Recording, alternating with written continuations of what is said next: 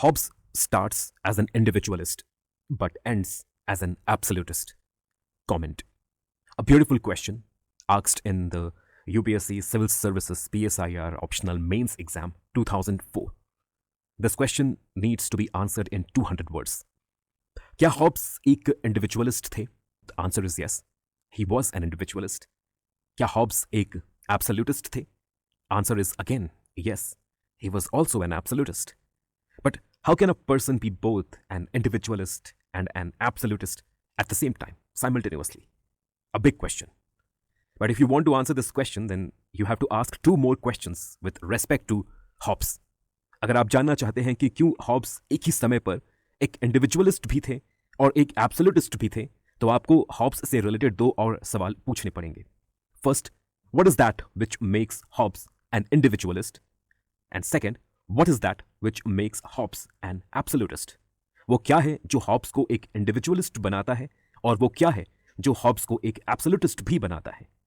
The answer to the first question, that what makes Hobbes an individualist, the answer lies in his methodology.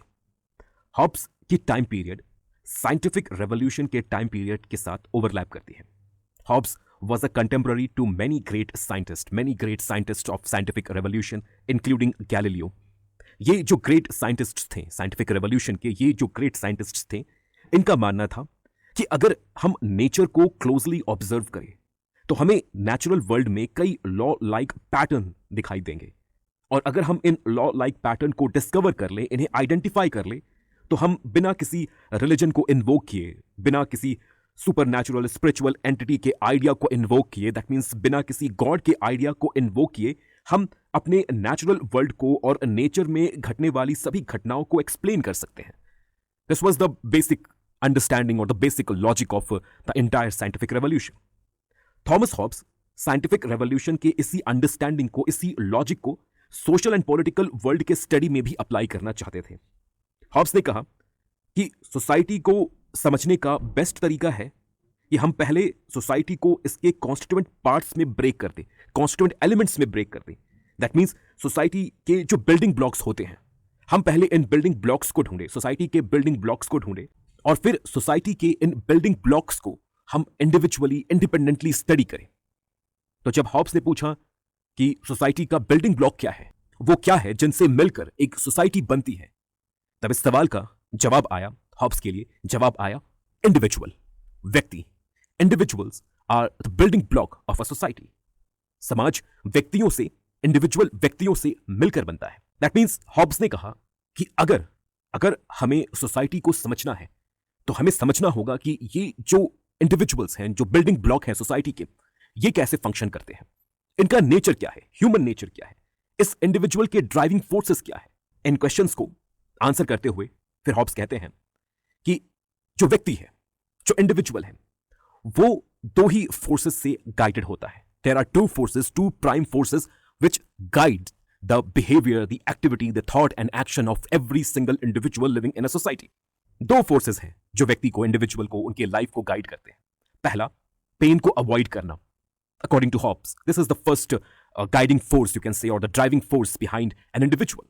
Pen को avoid करना, avoidance of pen.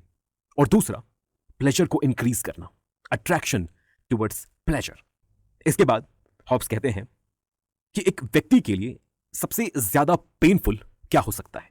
जो चीज सबसे ज्यादा painful होगी, व्यक्ति अल्टीमेटली उसी चीज को अवॉइड करने की कोशिश अपने जीवन भर करता रहेगा. तो हॉब्स पूछते हैं कि एक व्यक्ति के लिए सबसे ज्यादा पेनफुल क्या हो सकता है. आंसर है डेथ. हॉब्स ने कहा death, loss of one's life. This is the most painful thing for an individual. इसलिए हॉब्स के अकॉर्डिंग एक सोसाइटी में व्यक्ति के हर थॉट, एक इंडिविजुअल के भीतर आने वाले जो भी थॉट्स हैं, हर थॉट, हर इमोशन, हर एक्शन बस एक ही गोल के प्रति डायरेक्टेड होगा. And this goal is going to be the goal of self preservation, preservation of one's life. This is the ultimate goal, this is the ultimate driving force behind all the actions, all the thoughts, all the behavior and activities of an individual living in a society, according to Hobbes. So in this way, we can see that Hobbes is putting individual and the quest of this individual for the preservation of his life at the center of his philosophy. Hobbes अपनी पूरी political philosophy के center में किस चीज को रखते हैं? Individual को. और इस individual के उस goal को जहां ये इंडिविजुअल अपने लाइफ को प्रिजर्व करने की कोशिश करेगा, self preservation of one's life. So it is because of this reason that we can call Hobbes an individualist. इसी कॉन्टेक्स्ट में, इसी रीजन की वजह से हम हॉब्स को एक इंडिविजुअलिस्ट कह सकते हैं. You have to understand that Hobbes is an individualist, Locke is an individualist, but the reason and the context because of which these two thinkers are individualist, the reason and the context is different. दोनों ही thinkers के case में जो reason है, जो context है, जो संदर्भ है, वो अलग अलग होगा. So you need to understand the context, then only you can answer this question in a beautiful way. तो यहां तक हॉब्स ने एस्टैब्लिश कर दिया that individual's life and his quest for the preservation of his life is the most important thing in a society. इसके बाद Hobbs पूछते हैं कि व्यक्ति के लाइफ को सबसे बड़ा थ्रेट किससे है, किस चीज से है? What is the biggest threat to the life of an individual, to this goal, to this quest of the self-preservation of life of an individual? What is the biggest threat? The answer is, according to Hobbes, answer is chaos, disorder, anarchy, lawlessness. This is the biggest threat to individual's life. You have to keep this in mind that Hobbes belonged to the period of English Civil War.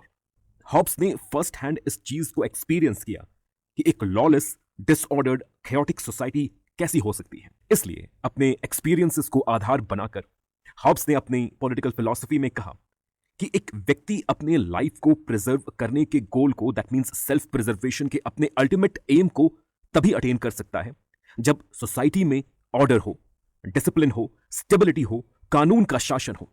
इसके बाद Hobbs ने कहा कि हम law and order, social and political stability के highest order को तभी achieve कर सकते हैं जब हम सोसाइटी के पॉलिटिकल पावर को एक जगह सेंट्रलाइज करें और इस सेंट्रलाइज्ड अथॉरिटी को सोसाइटी में लॉ एंड ऑर्डर मेंटेन करने की और व्यक्ति के लाइफ को प्रोटेक्ट करने की एब्सोल्यूट पावर दें.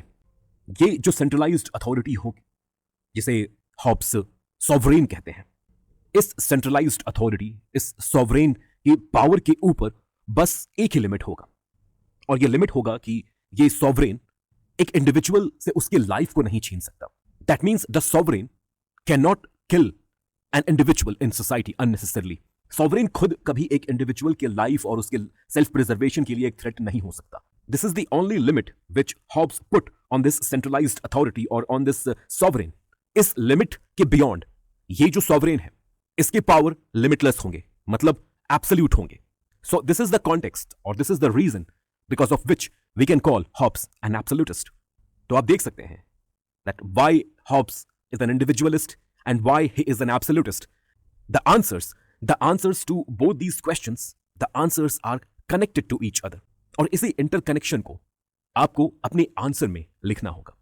I hope I was able to do justice with this beautiful question that was asked in UPSC Civil Service examination. So this was it for today. Video को and करने से पहले मैं आपको political science के हमारे इस ऑनलाइन कोर्स की जानकारी देना चाहूँगा. सिविल सर्विस एग्जामिनेशन में पॉलिटिकल साइंस ऑप्शनल के लिए और यूजीसी नेट जेआरएफ के एग्जाम्स में पॉलिटिकल साइंस पेपर 2 के लिए हमने पॉलिटिकल साइंस का ये ऑनलाइन कोर्स तैयार किया है. इस कोर्स में इन 10 यूनिट्स के ऊपर 550 से भी अधिक डिटेल्ड लॉन्ग वीडियो लेक्चर्स हैं. अगर आप इस कोर्स को एक्सेस करना चाहते हैं या इस कोर्स से रिलेटेड और अधिक जानकारी आप हासिल करना चाहते हैं तो आप व्हाट्सएप के माध्यम से हमें इस नंबर पर कॉन्टैक्ट कर सकते हैं. Thank you so much for listening. God bless.